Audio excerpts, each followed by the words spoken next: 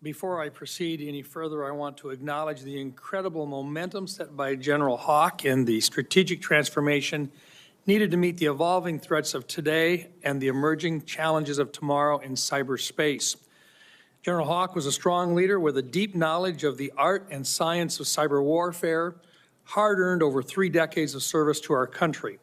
Men and women capable of leading the National Security Agency and the United States Cyber Command are in short supply. Such leaders require years of experience to develop with deliberate and dedicated career focus.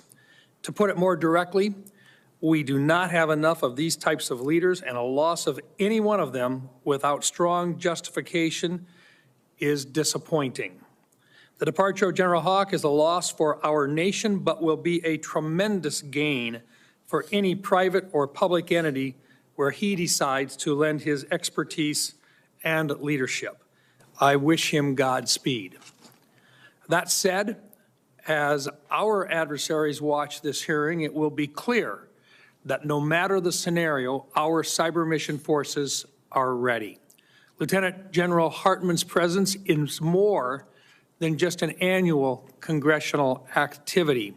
His presence is more than just a general annual congressional activity. It shows the strength and resiliency of the cyber mission force.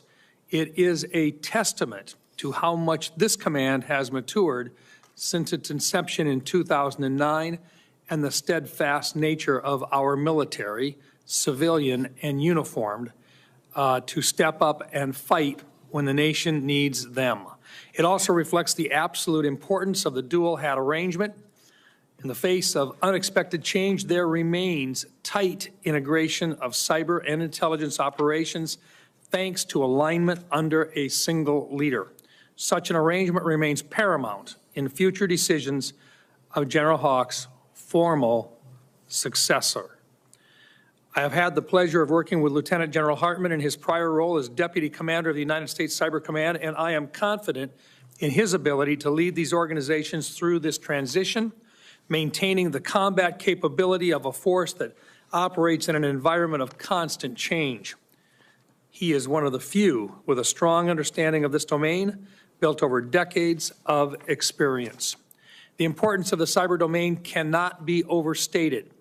Our adversaries understand the dynamic and permeable nature of cyberspace and have clearly demonstrated their intent to exploit it to their advantage.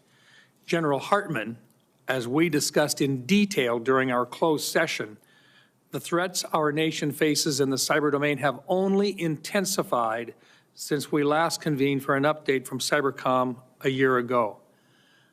The detection of additional Chinese advanced persistent threat groups throughout the past year has reinforced both the determination of our adversaries to own this domain and their technical capability to do so. With the release of the Chinese Generative Artificial Intelligence Large Language Model, or DeepSeek R1, earlier this year, competitive advantage will now be measured in weeks and months, not years. Our cyber mission force must be ready with training, technology, and operational structure to deter and defend against this new reality. I have been encouraged by the work the command has conducted on Cybercom 2.0 in collaboration with the services and the Assistant Secretary of Defense for Cyber Policy. I want to hear what policy changes are needed to realize the vision behind this effort. And while I understand the implementation plan has not been delivered to Congress, our adversaries are not waiting for our process to conclude. I look forward to hearing more from you about the efforts underway to implement Cybercom 2.0 and how you intend to make sure the force is maturing to conduct persistent engagement in this competitive environment. I will now recognize Ranking Member Reed from the full committee at Senator Rosen's request for opening remarks. Thank you very much, Mr. Chairman, and thank you, Senator Rosen. I just want to take a moment to recognize General Hawk for his 35 years of dedicated service to this country and to the United States Air Force. His sudden and inexplicable firing is disrespectful to his service, but also disrespectful to every military member in or out of uniform, and an indication that their service and sacrifice is in no way respected by this administration. The callous nature of the decision, the result of a meeting with a partisan conspiracy theorist, not on any kind of informed or experienced judgment, puts our security at grave risk and cannot be tolerated or continued. We salute a dedicated American for his service and sacrifice, and his family for standing with him, and wish him well. Thank you, Mr. Chairman. Senator Rosen. Ranking Member Rosen. Yes. Thank you, Chair Rounds, and thank you, Chair and Ranking Member Reed.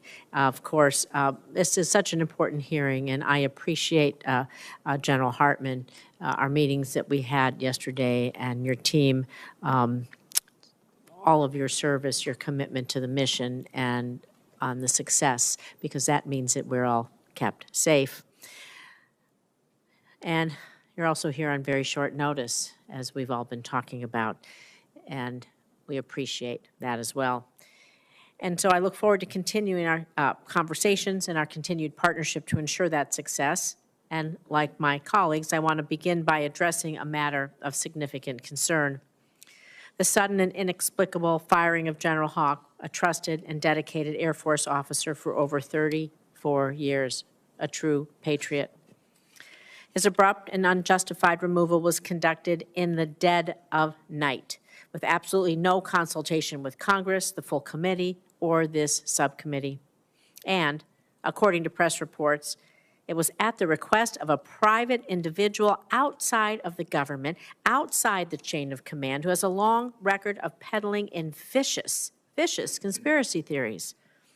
This action compromises Cybercom's and the NSA ability to keep Americans safe. The United States faces major cyber threats from foreign adversaries, China, Russia, Iran, near daily cyber attacks on our critical infrastructure. And at the same time, we are engaged in ongoing operations against multiple threats across the globe, from Russian aggression against Ukraine to Iranian-backed proxies in the Middle East and North Africa.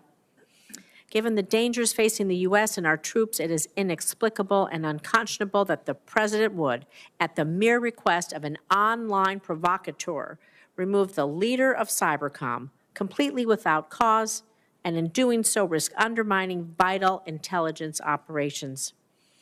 Moreover, General Hawk has been a trusted leader. His experience and expertise have been crucial in guiding and shaping the efforts of U.S. Cyber Command and our overall national defense posture.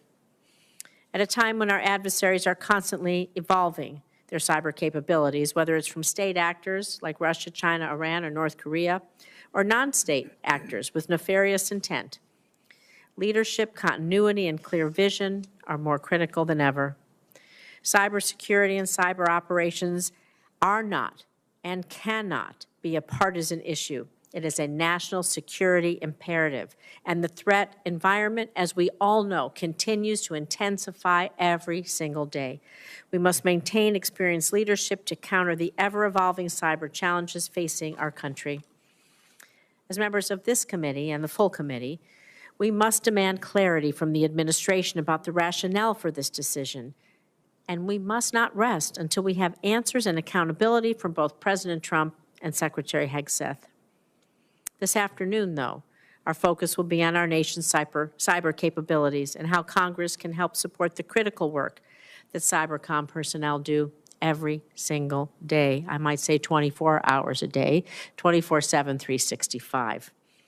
And so I look forward to hearing from General Hartman and to discussing how we can meet our nation's challenge. And today, in the future, and over the course of this Congress, again, I know how much, General Hartman, you are invested in the mission of Cybercom, how much you know about it, your experience, your expertise, and how invested you are in the ongoing success in combating cyber threats going forward. And I do look forward to working with you on that. So thank you, Mr. Chairman. Thank you, Ranking Member Rosen. And with that, Lieutenant General Hartman, welcome. Thank you for your service. We thank your family as well for their sacrifice. And There's a lot of things that you literally don't get an opportunity to share with the American public because of the type of responsibilities that you have. But today, you have an opportunity to share with the American people and with this committee a little bit about what you are doing, and we welcome your opening remarks at this time, sir. Good afternoon, Chairman Rounds, Ranking Member Rosen. Thank you for your unwavering support and for the honor of representing U.S. Cyber Command today. I'm here to discuss the evolving strategic landscape and our approach as we look forward to 2026. Cybercom's mission is straightforward. We defend the nation from cyber threats. We protect the Department of Defense's networks, and we support the Joint Force. We are dedicated to ensuring the Department's mission advantage and providing options across the conflict continuum to the President, the Secretary of Defense, and the American people. Achieving our assigned objectives in the mission set forth by the President of peace through strength requires a force equipped with a strong warrior ethos and the lethality necessary to meet our national objectives. Deterrence is essential to our strategy. In cyberspace, we're focused on maintaining a credible capability that dissuades adversaries from targeting our critical infrastructure. Cyberspace is a rapidly evolving domain influenced by technological advancements, which necessitates a close partnership with industry. As the environment changes, Cybercom will adapt by swiftly developing and deploying new capabilities. Our commitment is to lead from the front, staying ahead of threats through a proactive and agile approach. Our people are our greatest asset. Capturing our ethos, we win with people. The dedicated professionals of Cybercom are at the forefront, defending networks and countering threats every day. Their innovation and perseverance are essential to maintaining our nation's advantage in cyberspace. But we're not alone in the fight. Our allies and partners are crucial components of our collective defense. Key collaborations like our partnership with the National Security Agency enhance our nation's security by creating a unified effort that surpasses the capabilities of our adversaries. Moving forward in 2026, our focus is not only on maintaining readiness, but also elevating the level of mastery within our cyber forces. Our initiative, Cybercom 2.0, seeks to overmatch our adversaries' quantity with the quality of our people, capabilities, and operations. Modernizing our force design and rapidly integrating new technologies are vital components of our strategy. Here, partnership with industry and academia become indispensable, enabling us to stay at the forefront of cybersecurity advancements. Our adversaries are persistent and they are sophisticated. State-sponsored cyber actors from China, Iran, North Korea, and Russia pose significant threats to our critical infrastructure and military systems. China is the most persistent threat, while Russia has gained significant capabilities through their ongoing operations. To counter these threats, Cybercom develops robust deterrent strategies, ensuring that any attempt to undermine our security will face an overwhelming response. An essential part of our future strategy includes the accelerated integration of artificial intelligence. Artificial intelligence offers unparalleled speed and precision in cyberspace operations, making it a key enabler for anticipating and countering emerging threats. By expanding AI across our operations, we will strengthen our deterrence posture and maintain superiority in the cyber domain. True excellence in AI requires a world-class workforce. Through initiatives like Cybercom 2.0, Cybercom will continue to collaborate with the department to develop, pilot, and implement new tools and opportunities to invest in our workforce. A world-class workforce requires world-class training, facilities, and capabilities to excel and thrive. With the support and assistance we receive from the department and from Congress, Cybercom is well positioned to achieve these world-class results. Our work is far from finished, but with your continued partnership, I'm confident we will succeed in defending our nation. Cybercom is prepared to rise to the challenge, outpacing our adversaries, securing our interests, and protecting our future. Thank you, and I look forward to answering any questions you may have. Thank you, General Hartman. I'll begin. In the wake of the various persistent cyber threats originating from the People's Republic of China over the last 2 years, it is my firm conclusion that the importance of the dual hat is as important today as it has ever been. Given these events, how has the dual hat arrangement between U.S. Cybercom and NSA evolved to address the emerging threats from our adversaries? Senator, thank you for your question. The relationship between Cybercom and NSA continues to evolve so that we really achieve two key objectives. All right, the first is that we see and understand what our adversary is doing. The second piece of that is that we enable Cybercom or other elements of the U.S. government in order to operate, in order to defend our critical infrastructure, our key networks, and the Department of Defense Information Network. The ability for us to execute those operations, clearly understanding that we have to act, but that we also have to protect things like intelligence sources and methods, is fundamentally important to the dual hat. From my standpoint, and Senator, I've been sitting on the campus of the National Security Agency and Cybercom for most of the last 15 years. I've continued to see this partnership evolve, and our ability to execute increasingly more precise operations is fundamentally because the dual hat allows me, in my current capacity, to move with the speed and agility of unity of effort that is required, but it also forces leaders across the organization to collaborate, to do the hard work, and to provide the best options for the national security of the country. That's what I believe is the importance of the dual hat, and that is really where I believe we've evolved to. Recognizing that this is an open setting and we can't get into specifics, I think another item, not only the dual hat has been successful, but also the NSPM 13, which was incorporated under President Trump in his first term, I believe has been very successful in the process, the determining of when you can do your offensive cyber operations in an efficient manner, and making sure that all parties involved are appropriately apprised, but there is a decision process in place. Can you talk a little bit about the successes in terms of just the magnitude of the successes that you have seen achieved since the creation of the National Security Policy Memorandum 13 by President Trump in his first term? Thank you, Senator Rounds, for the question. NSPM 13 is a repeatable, sustainable, agile process that is recognized across the Department of Defense and across the interagency that allows us to move at the speed and agility that's required based on our intelligence, based on operational requirements, and it has increased our ability to execute cyber operations tenfold. Excellent. Thank you. This is just to give the American public some sense of what happens when you do the dual hat, and you also have the ability to make the decisions and to move quickly, how quickly we can actually accommodate our need for offensive cyber operations, and I thank you for that information. Lieutenant General Hartman, in the command's testimony last year, General Hawk previewed the Cybercom 2.0 initiative to focus on delivering a bold step forward in the future of the cyber mission force.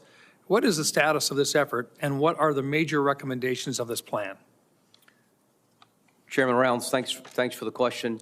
As you're well aware, one of the impetus for Cybercom 2.0 was Section 1533 of last year's National Defense Authorization Act. Based on that, we put together a planning team and really studied hundreds of different references over the last year and studied different force presentation models.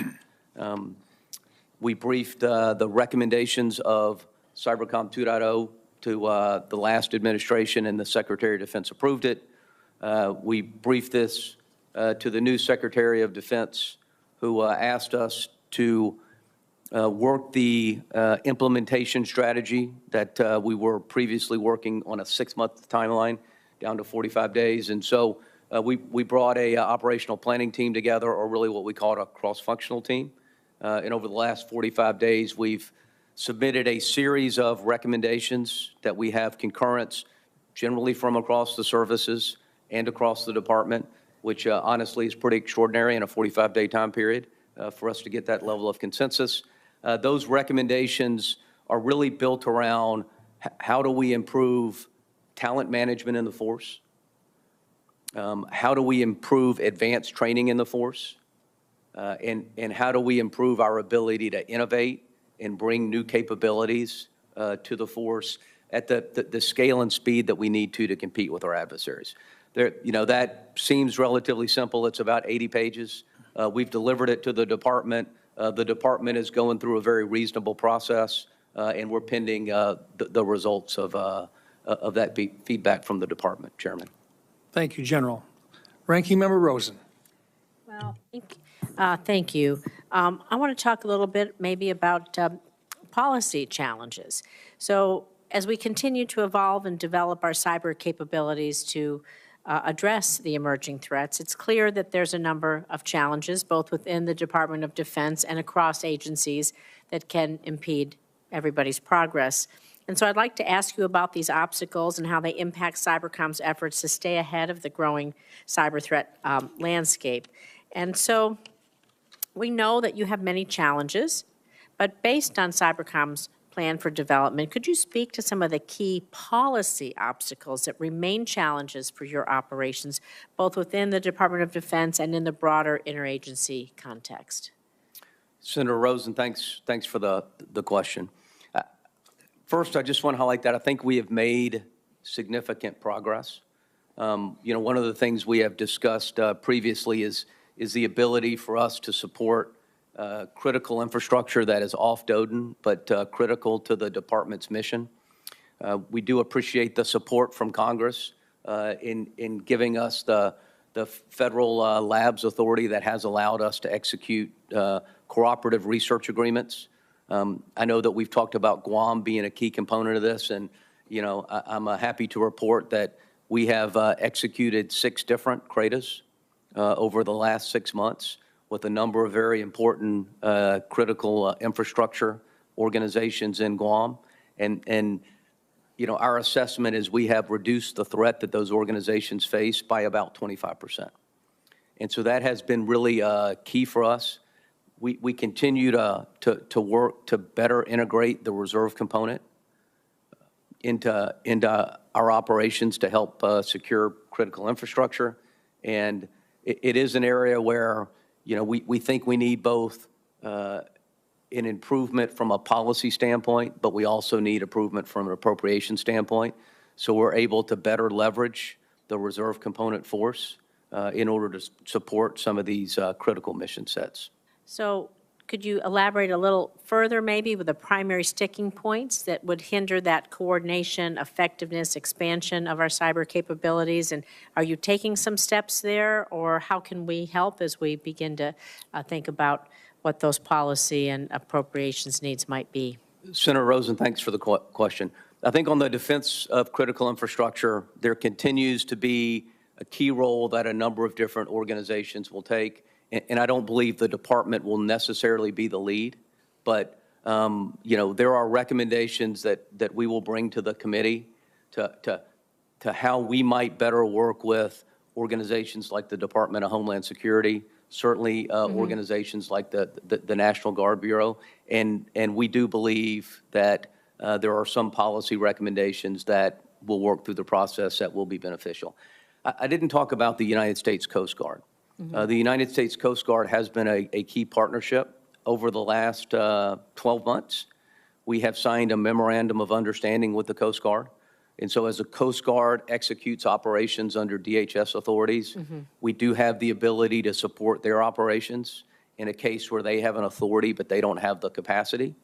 And certainly as we look at the security of port facilities, critical infrastructure that supports port facilities, that is we think, a very important MOU.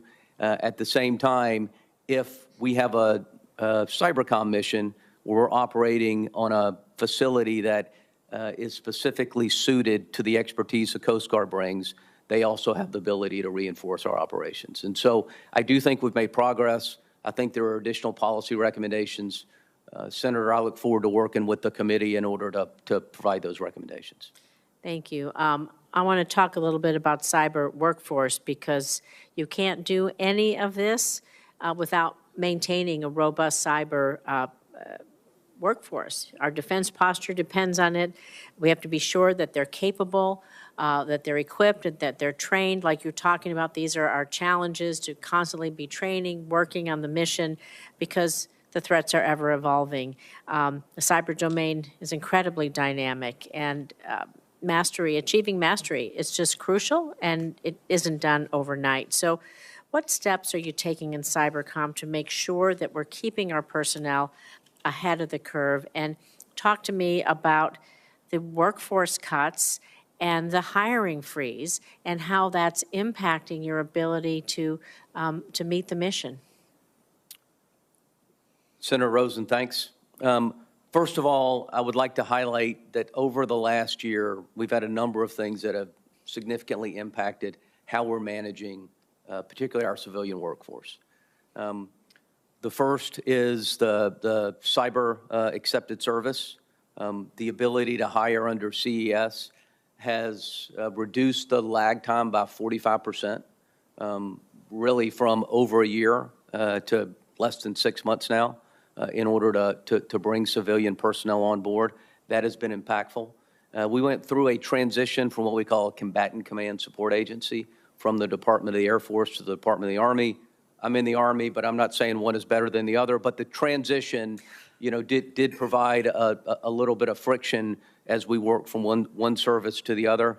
We transitioned to the Army last June, and that has improved sort of a repeatable process to bring the civilians on board. And so, and then there have been things like the 4092 authorizations from Congress that have been important and allowed us to hire really, really high-end talent. So I think we are on a glide path. The current hiring freeze has impacted our ability to bring new hires into the force, and we'll continue to work with the department on the way ahead for that. We have, however, not been impacted by any cuts. We have been able to go back to the department and get an exemption. It is important because, as I think you're aware, Senator, we're only a little over 50% manned with our civilian force, but it's because those authorizations have all come really in the last year and a half. So we do think it's important to get the civilian hiring freeze moved, and we do think it's important to be able to rapidly bring talent into the force. Thank you. General, I have just one other question. In early 2024, Congress received a briefing on the command's AI roadmap as required by the fiscal year 2023 National Defense Authorization Act.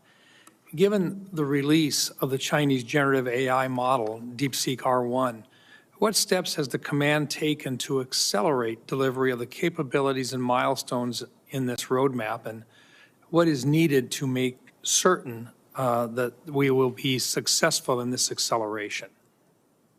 Chairman Rounds, thanks so much for the question. So over a year ago, we produced, again, based on a congressional requirement, so thanks, our AI roadmap that laid out a plan for the next 5 years. Very close partnership with NSA and their artificial intelligence experts. And a little over a year ago, we decided that we had a really good plan from a staff standpoint, but where Cybercom could add value was in operationalizing these capabilities. So we took the majority of the staff portion of that AI task force, and we moved it to the Cyber National Mission Force. We went out and hired some additional AI talent, really focused on 90-day pilot projects that we could evaluate, and if successful, we could scale across the force. And if they weren't successful or didn't meet a need, that we would then focus focus our efforts elsewhere. And so over the last 12 months, we have executed artificial intelligence pilots to secure the DoDN, right? This is at the edge of the DoDN network. This is across network devices, and it's at our endpoints. It has been very successful, and it is where we're moving to in the future. We have integrated large language models into our Hunt Forward kits. We have integrated large language models into our offensive capabilities. We have partnered very closely with DARPA under Project Constellation, and continue to transition capabilities, mostly based on artificial intelligence, to the force. Additionally, Senator, we have and will continue to work with the department on long-term resourcing that ensures we maintain advantage over China and any other adversary. I will say, we were all, paid close attention to and were alarmed by the DeepSeek model, all right?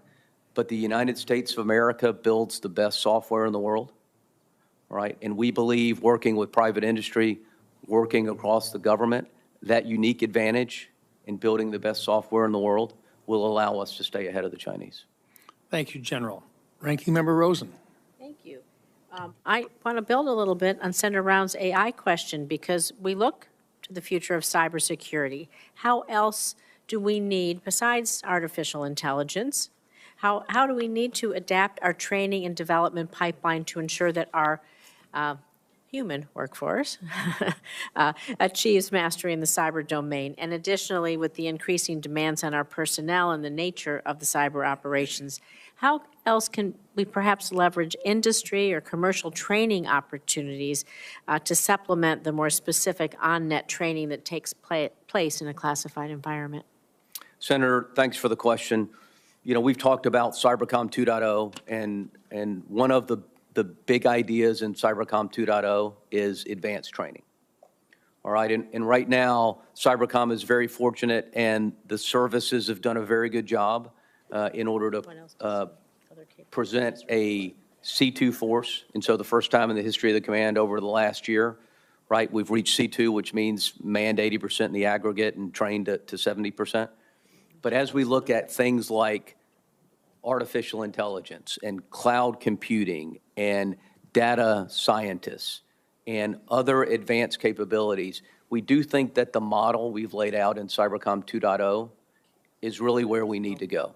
And it's my role with service-like authorities and as a joint force trainer to take service members and civilians that are presented to us by the services and take them from that basic level and make them masters, okay? And that is masters in data science, that's masters in cloud computing, that's masters in artificial intelligence.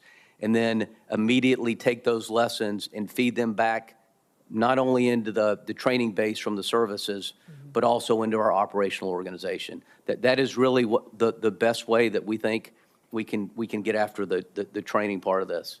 We were also working very closely with private industry. The CRADA authority that the committee has given us also allows us to execute CRADAs with private industry.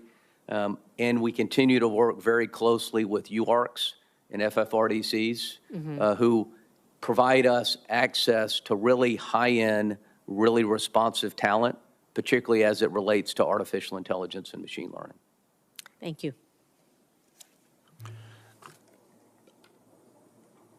And I do believe we have another member that is just arriving, and I would simply ask, Senator King, are you ready with questions? I'm always ready. All right. I knew how he Kinda was thought going to he would answer be, that. yeah. He's always ready. Senator King. Thank you very much, General, for being here today. I take it my colleagues have talked. I'm sorry, I was at a hearing upstairs in the Intelligence Committee, and it was an open hearing, so I can even tell you about it. But in any case, I understand that my colleagues have talked a lot about the firing of General Hawk and how unfortunate that was, so I don't need to plow that ground. One of the issues that I'm principally concerned with in cyber is that we have no deterrent. Our strategy in all of our other military and national security approaches is based upon deterrence, except in cyber, where we continually are attacked, as we were Salt Typhoon, for example, going all the way back to Sony. Nothing ever happens to the adversary. And my belief is that until we start to impose costs, and they understand that there will be costs, these attacks are going to continue. They're cheap, and there's really no consequences. If you're sitting in the Kremlin and somebody said, let's interfere with the next election in the United States, your answer would be, why not? It's not going to really cost us anything, and they don't respond. We're not at any risk. Do you agree with me that we need to have a more stronger retaliatory capacity, number one, and demonstrate the will to use it. Otherwise, these attacks are simply going to continue.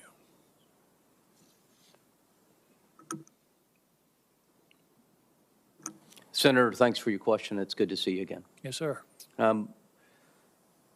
So, Senator, we certainly agree that we need to continue to improve our capability in order to deter and respond to attacks. I will tell you that from our standpoint, there is certain activity that adversaries, to include China, will always continue to conduct. And we have got to focus on the most credible capabilities to deter operations that significantly impact the national security. Just like you, I am aware of Salt Typhoon and Volt Typhoon, and while we're certainly concerned about that, and we will certainly develop a broad range of options to deal with that, I will tell you that the fact that we are able to see and observe that activity, and we were able to work with industry partners in order to build defenses against that activity is something that provides us some advantage vis-a-vis adversaries like the Chinese. And I assure you, we are dedicated to developing options in order to counter that. And I would be more than happy to work with your staff in a different setting to provide you some details. Well, I understand that you have capacity and you have capabilities. We demonstrated that in 2018 with the Hunt Forward, Defend Forward that General Nakasone initiated. So I understand we have the capacity. My problem is we don't have a doctrine. We don't have deterrence doesn't work unless the other side knows about it. Dr. Strangelove, why didn't you tell us about the doomsday machine? Well, the premier likes surprises. A deterrent isn't a deterrent. It takes three things: capacity, which we have; will, which we apparently don't have; and knowledge of the adversary that we have those two things and that they're being held at risk. So I'm not questioning the capabilities. What I'm questioning is, here we are with Salt Typhoon, 2 or 3, 6 months ago, nothing's happened, no response, like I said, we haven't even responded to the Sony attack, and that was 10 or 15 years ago. There's never a price to be paid by our adversaries, and until we develop that theory, it seems to the concept of deterrence, and let them know that they're at risk, they're going to keep doing what they're doing. I understand defending and working with our private sector partners, that's all good. But you can't patch your way out of this. There's got to be, I believe, a credible deterrent that the adversaries understand that if they attack us in cyberspace, they will pay a price. It doesn't necessarily have to be in cyberspace. It may be some other kind of harm that puts them at risk. But the point is, until we start to develop that doctrine and let our adversaries know, it's going to keep happening. So, Senator, acknowledge your concern.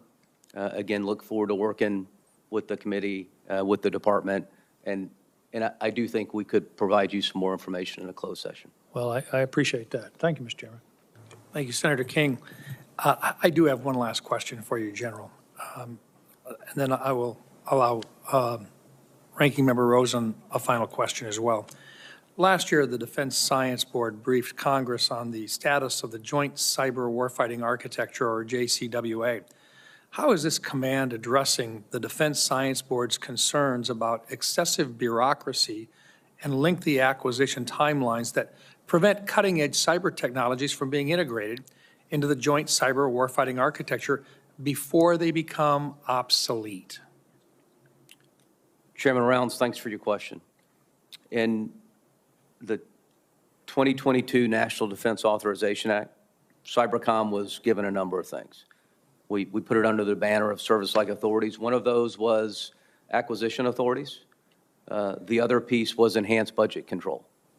And under those authorities, we have consolidated our efforts as it relates to JICWA, and we are fielding relevant, agile, and not obsolete capabilities that are positioning us to execute our UCP mission to defend the nation, as well as to support key geographic commanders like Admiral Paparo in Indo-PACOM. And we have a plan.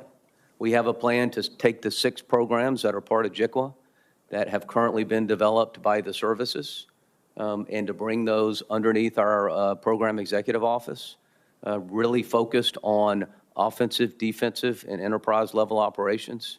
And it's working, Senator, and look forward to providing you and the committee additional updates on that. Excellent. Senator Rosen. Thank you. I actually have a compound last question. So I want a clarification on some terms that we use on about the PRC. So could you explain for the layman what living off the land tactics are and why it's important from a cyber defense perspective? And the compound part of the question is, and finally, what do you really want us to know that we haven't asked you today? We know you've had just a short time to prepare for this, but maybe we'll give you that final word there too. Hey, thanks, Senator Rosen. So living off the land, really describes when an adversary gains access to your network and then uses legitimate user credentials and legitimate user behavior in order to live in your network in a way that makes it really hard to detect them using, a standard antivirus or alert-based program. Thank you. Secretly living in the basement, I suppose, then, right? Right. And so it makes it really difficult because it's, it's the behavior that you've got to detect. Mm-hmm. But look, we do know how to do that. Mm-hmm. We have gained a significant amount of knowledge. Artificial intelligence is going to help us. Mm-hmm. Working with private industry is going to help us, and we're dedicated to continue to get after that problem. Thank you. And then I have, I think Senator King had one more question as well. I didn't. Oh, I'm I sorry. apologize, Senator. I didn't answer the second part of her question. Go ahead. And so I think the thing that I would most like the committee to take away is Congress and the department have given us authorities. All right, they've given us service-like authorities. They've given us control of the resources that apply to the COF1, so the Cyber Mission Force, mm-hmm. and the headquarters that employ them. We've been given acquisition authorities. We've been given joint force trainer authorities, and all those things are enabling us to evolve the command in a way that better enables us to compete with China or any other adversary. It is working. Okay, there are things that slow down the process. Continuing resolutions slow down the process. Hiring freezes slow down the process. Transitions between one combatant command support agency and the other slow down the process. But we have a plan, we're executing it, and it's all about the ecosystem that we have to build that provides precise intelligence to really smart capability developers that then field it to a force that has been trained and operationally aligned to receive that capability. All right? We're doing it with DARPA. We're doing it with the S&T community.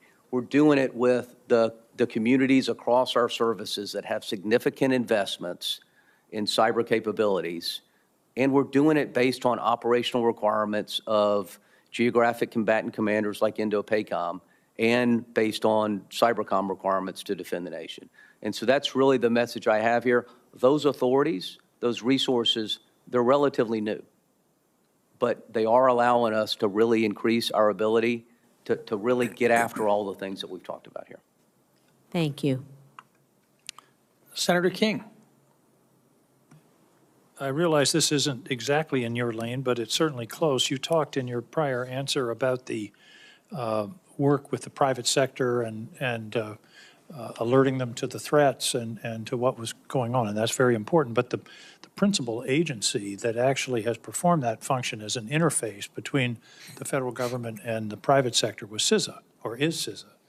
And my concern is that we've seen reports of cuts at CISA up to 90%. I believe 40% may be the latest number. And I think they've eliminated the office that interfaced with state election officials that enabled them to share threat data and information and protections with state election officials to keep our elections safe and secure. I just am puzzled at a time of heightened cyber threat that we're essentially unilaterally disarming one of the most important tools that we have to protect ourselves in cyberspace. Do you have any views on the dismantling of CISA? Senator King, thanks for the question. To be honest, I do not understand what the actual decisions are for any, reduction or reorganization as it relates to CISA.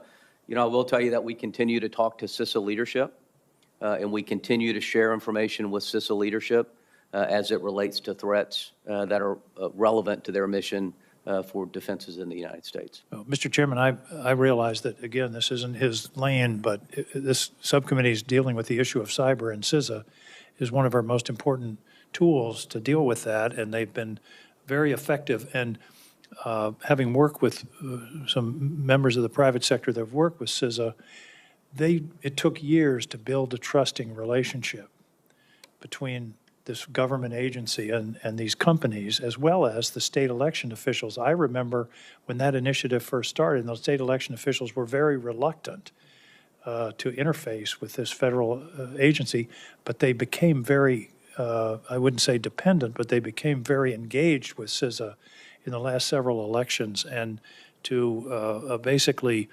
dismantle that capability, I think, is very dangerous for national security at a time of heightened cyber attack. We're under attack right now, and to be unilaterally disarming and disabling what amounts to a carrier fleet, I think is very damaging to the security of the country. Thank you. I think your concern is noted, Senator. With that, I want to thank General Hartman for coming in on short notice and participating in this subcommittee hearing. This does conclude the open portion of today's cybersecurity subcommittee hearing. I'd like to once again thank our witnesses, Lieutenant General Hartman, for his testimony. For the information of members, questions for the record will be due to the committee within 2 business days of the conclusion of the hearing.